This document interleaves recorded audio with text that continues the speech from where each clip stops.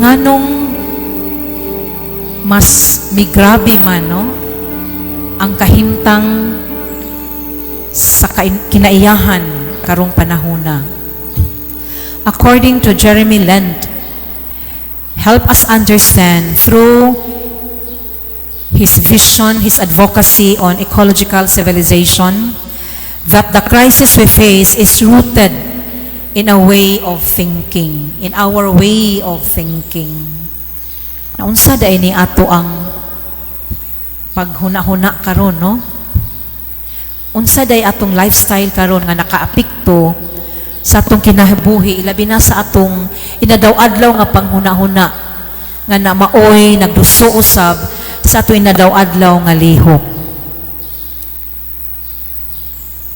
Tanawa atong mga advertisement, especially pagkalat sa social media. Unsa man ang mga inadlaw-adlaw natong madungog, no? Makita.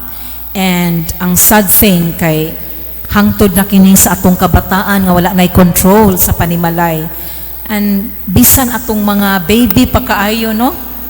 Nga mga kabataan.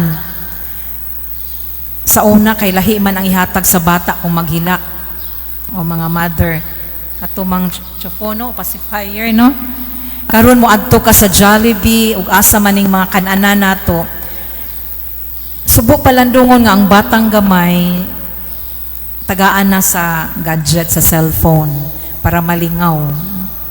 So our world promotes, especially through our social media, endless growth.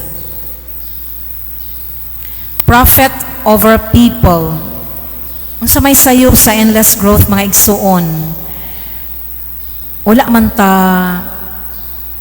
nagtanaw nga negatibo ang pagtubo, ang pagprogress, ang paglambo.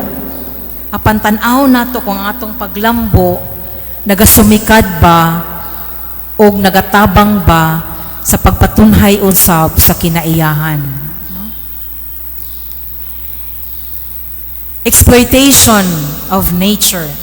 Dili na tamo sulti unsa ni kay common na kay ni sa tua. Bisan diya sulod sa atong panimalay. Hangtod karon ang issue sa ato ang proper waste segregation, no? Issue gihapon maskin sa among balay. Usay lisod pasundon ang mga bata na nagbutang na tag proper trash bin or mga sudlanan apan subo palandungon nga dili pagyud ma-follow, but then dili ta mawad ag paglaom.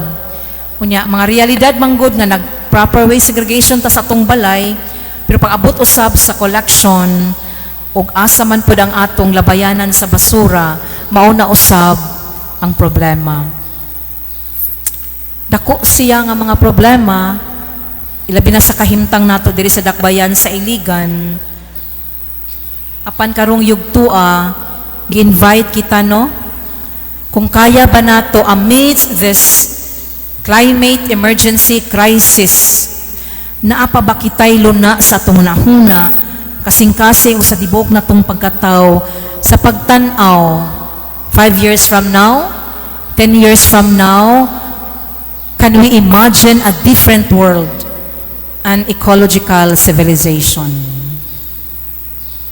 where we prioritize the health of life, not only human life, but earth beings' life. Apil na ang atong mga kabahin sa kinaiyahan. Land, air, water. Can we live in balance of harmony, value of community, justice and well-being as earth being? The vision aligns deeply with our Christian call. Unsa man ang Kristohanong tawag, isip binuhat sa Ginoo. Ang tawag sa pagka-caring.